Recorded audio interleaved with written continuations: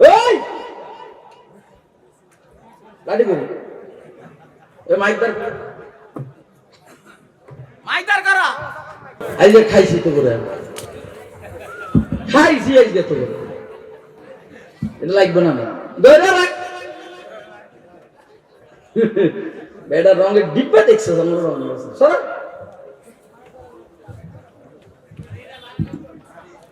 হাতে বিড়ি খেতে গেছে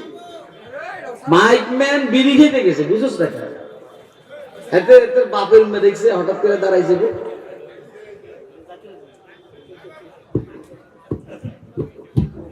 দে এনে দে আর ঢুকাইস না উড়ে এলে তো তুই গেছিস কই এই তুই গেছিস কই এই সব ছেড়ে দে এর কথা কইছ তুই গেলি কি লাগা এত কাদের মুতে দছছে শুনো তাহলে জানেন নেককার আমল মাফার পরে সাব্যস্ত হবে নেক আমলের পাল্লা ভারী তারা জান্নাতি আমল মাফার পরে যখন সাব্যস্ত হবে গুনাহের পাল্লা ভারী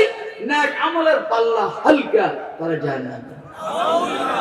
এখন আমি যদি জিজ্ঞেস করি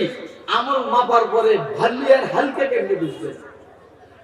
তিন ভাবে বুঝবেন এক নম্বর দুনিয়াতে যেমনি বুঝিয়ে নেবেন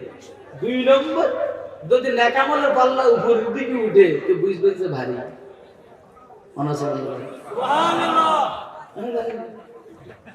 নেতাগিরি দিয়ে হবে এলেম নাই কালাম নাই নেতাগিরি নেক আমলের পাল্লা যদি ভারী হয় আর উপরের দিকে উঠে তো বুঝবেন যে নেক আমলের পাল্লা ভারী ওর অনস পাল্লা কয় না আজ জীবন নেতা তোর তো পাইতেন না নেতারে মন যদি নেক আমলের পাল্লা উপরের দিকে না উঠে গুনাহের পাল্লা উপরের দিকে উঠে তো বুঝবে যে এতে জাহান্নাম এটাও কি আমি বলছি আমি বলি নাই আল্লামা বদরুদ্দিন জারকাশী রাহমাতুল্লাহ আলাইহি আল বুরহান ফি উলুমিল কুরআন মধ্যে বলেছেন আরেক কথা যদি নেক আমলের পাল্লার থেকে নূর বাহির হয় বুঝতে হবে পাল্লা ভারী আর যদি এইখান থেকে অন্ধকার বাহির হয় তাহলে বুঝতে হবে হালকা আপনাদেরকে হালকা সারে দেব হ্যাঁ আজ আসলে আমি সারে দেব আমি তো ওর লেগে অবগত হতেছি এখানে একটা ঘটনা শোনাই ঘটনা কি ইমাম আবু হাজিম মাদানী কি নাম আবু হাজিম মাদানী উনি বুজুর্গ মানুষ বড় আল্লাহ সুলাইমান ইবনে আব্দুল মালিক খলিফা সুলাইমান ইবনে আব্দুল মালিক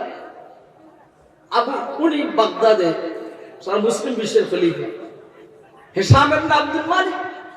ওলীদ ইবনে আব্দুল মালিক সুলাইমান ইবনে আব্দুল মালিক সুলাইমান ইবনে আব্দুল মালিক আবু হাজিম মাদানীর সাথে দেখা করতে গেছে কার সাথে খুব সম্ভব মেহমান আছে আমি এই কথাটা বলে শেষ করে দিব ঠিক আছে কি ফিডামো বেটা ফিডামো বেয়াদবি জায়গা বস না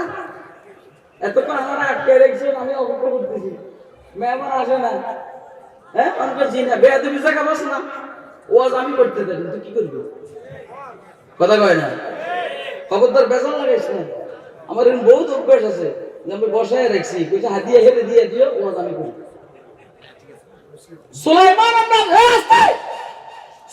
ইবনে আব্দুল মালিক আবু হাজিম মাদানীর সাথে দেখা করতে গেছেন দেখা করার পরে বলেছেন হযরত ময়দানে মাশরের অবস্থাটা কেমন হবে যদি একটু জানতাম তো হযরত আবু হাজিম মাদানী বলছেন